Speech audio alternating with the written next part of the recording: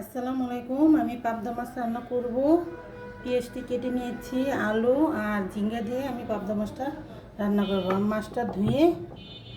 মাছটা ধুয়ে সুন্দর করে ম্যারিনেট করে রেখেছি। এদিকে হলুদ মরিচ আর আদা রসুন দিয়েছি। আদা রসুন আমি খাই, তার জন্য দিয়েছি আমি।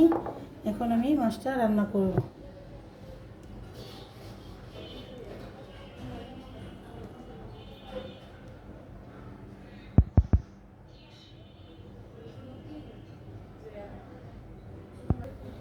আমি সরষের তেল দিয়ে মাছটা রান্না করব। তেলটা হালকা গরম হয়ে যাচ্ছে, আমি দিয়ে দেব। বিসমিল্লাহির রহমানির রহিম।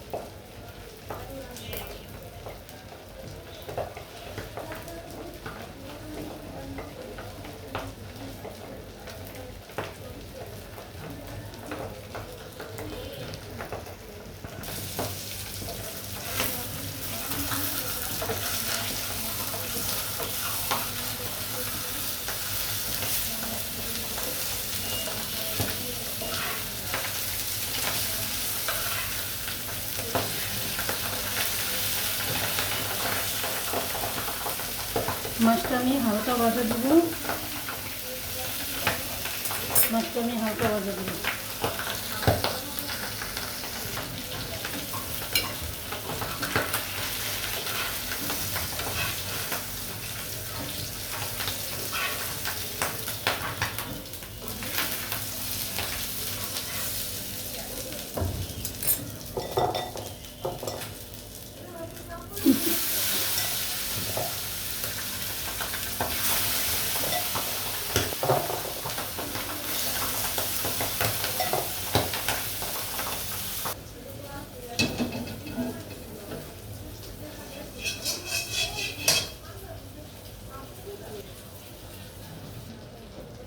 আমি মাছটা সাদা তেল দিয়ে রান্না করব। সরষের তেল দিয়ে ভাজছি। আমি সবসময় সরষের তেল দিয়ে মাছটা ভাজি আর সাদা তেল দিয়ে রান্না করব।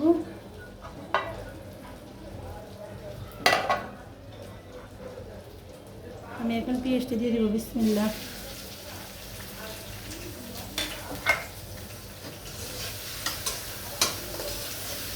পেঁয়াজটি ভাজা হোক। আমি এখন মশলা দিয়ে দিব। আমি একটু আদা রসুন দেবো। আমি মাছে আদা রসুন খাই। আদা রসুনটা দিলে আমার কাছে ভালো লাগে। কেউ খাইলে দিবেন।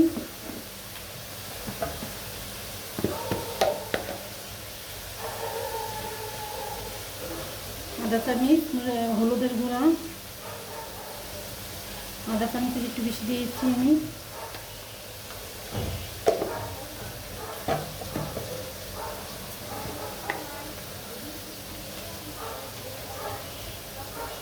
আর আদা চামচ মরিচের গুঁড়ো।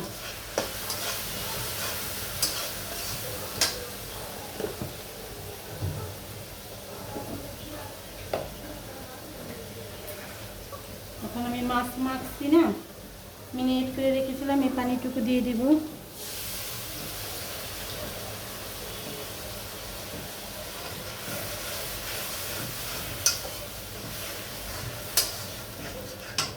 মশলাটা আমি কষিয়ে নিই।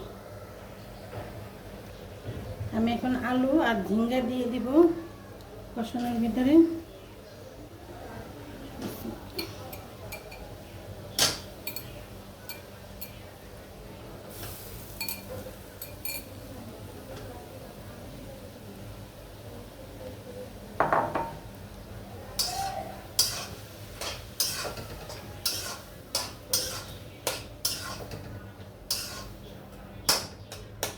আমি ভালো করে কষিয়ে নেব।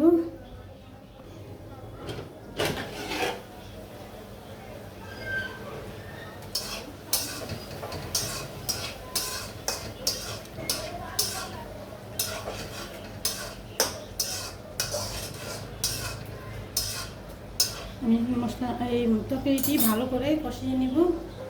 কষানোর ভিতরে আমার অর্ধেক হয়ে যাবে।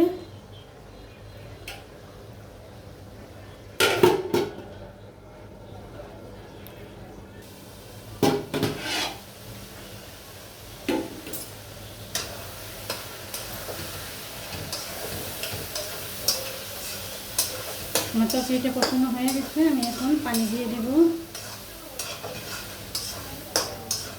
তরকারিটা কষাতেই একটু সময় নিয়ে কষালে তরকারিটা ভালো হয়, খেতেও ভালো লাগে।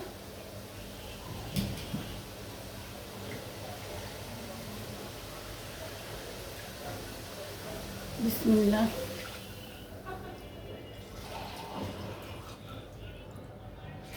আমি আর পানি দিব না, আমি এতটুকু পানি দিব।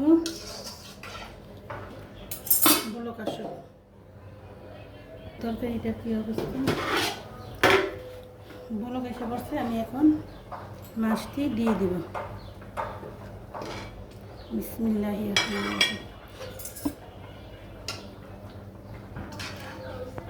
মাছটি বিছিয়ে দিলাম, জাল পাক।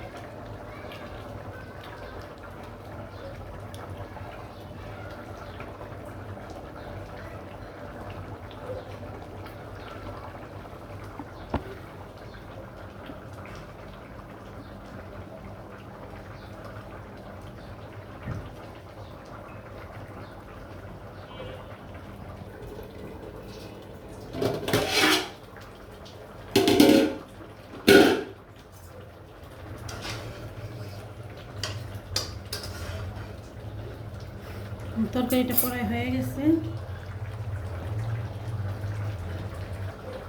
আমি এখন ধনিয়া পাতা দিয়ে দেব। তরকারিটা প্রায় হয়ে গেছে, আমি এখন ধনিয়া পাতা দিয়ে দেব।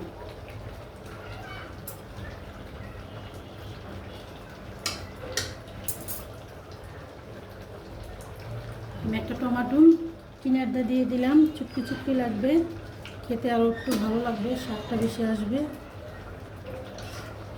আমি আর জাল দিব না।